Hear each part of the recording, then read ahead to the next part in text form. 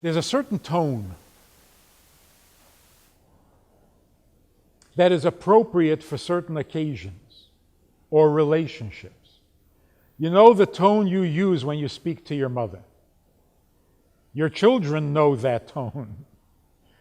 They know if you're talking to your mother on the telephone without hearing your mother's voice, because they reckon, oh, that tone? Yeah, she's talking to her mother. There's a certain tone that is appropriate when you speak to a customer, when you speak to your employer, or you speak to your employee. It's a different tone. When you speak to a friend, or you speak to an older,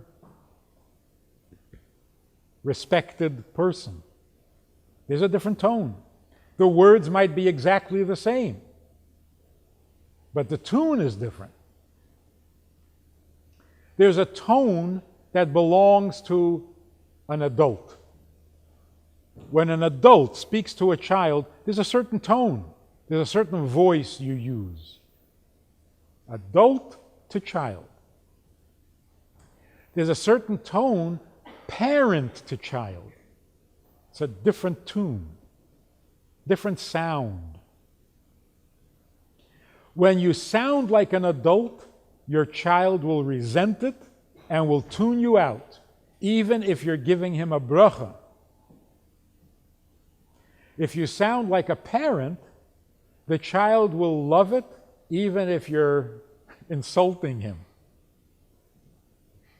That's the famous story. The Frierdiker Rebbe heard the Alter Rebbe reading the Teichacha. It sounded like a blessing. Why? Because it was in the tone of a father.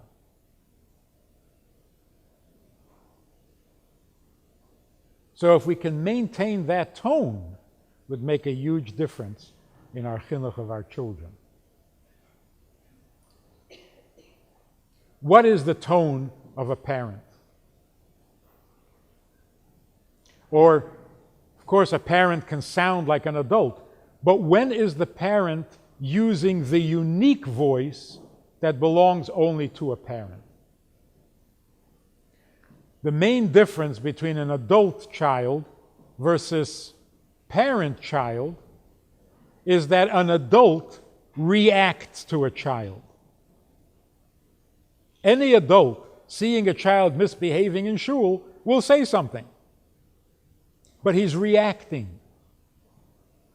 Only a parent will say something to a child because they've been thinking about it, because they decided yesterday to say this, because they thought yesterday that this is what they should say to the child, and now they're telling the child what they prepared to say yesterday. Only a parent would do that. Or a good teacher. The power that has, when your child senses that what you're saying now you were thinking about yesterday, that is so powerful.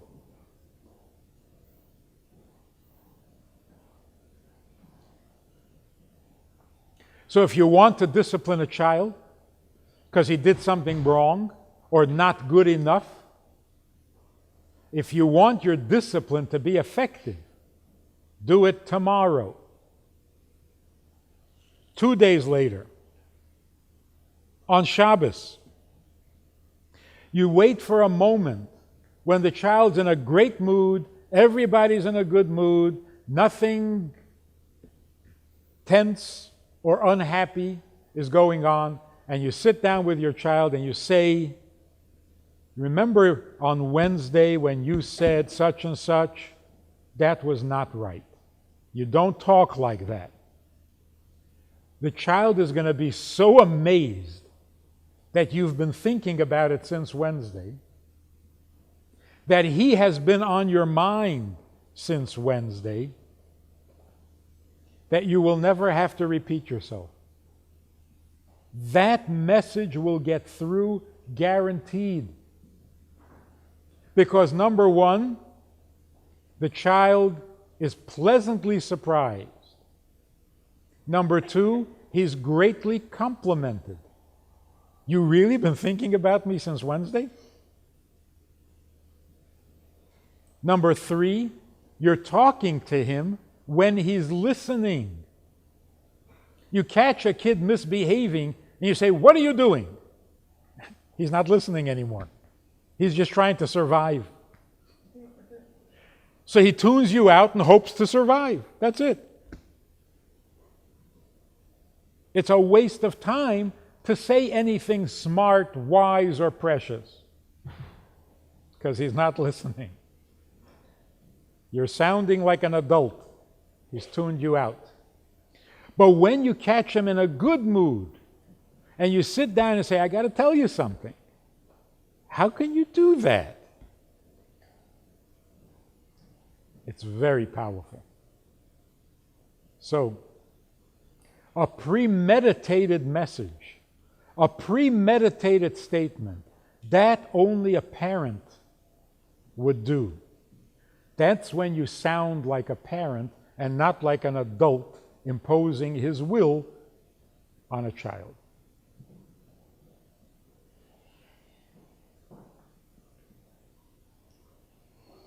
As a child gets a little older,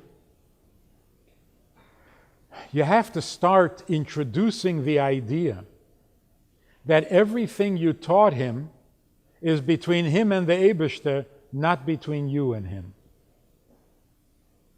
Because one thing that happens with teenagers is they take a look at their lives and they realize that they are doing your mitzvahs. They are practicing your Yiddishkeit. They are davening to your Eibishter. And so they quit. God forbid. So before that happens, you have to start suggesting that it's not my Yiddishkeit. It's your Yiddishkeit. I'm talking already about a 12, 13-year-old. So if my children would come home and say, "How come you can't even carry your key on Shabbos?" You're 13 years old? Why are you asking me? I don't know. You want to know? Go find out. It's your Eibishter, it's your mitzvah, it's your neshama. Find out. What do you want from me? It's not my Yiddishkeit. So you actually encourage the child to make it his own before he demands that he wants to do it on his own. Because the truth is, you also want him to do it on his own. You want it to be his Yiddishkeit, not yours. His Torah, not yours. Even if it's called Torah Simecha. But you want it to be his Torah. It's a very good idea. When a child becomes 13, 14 years old, start asking him shaylos.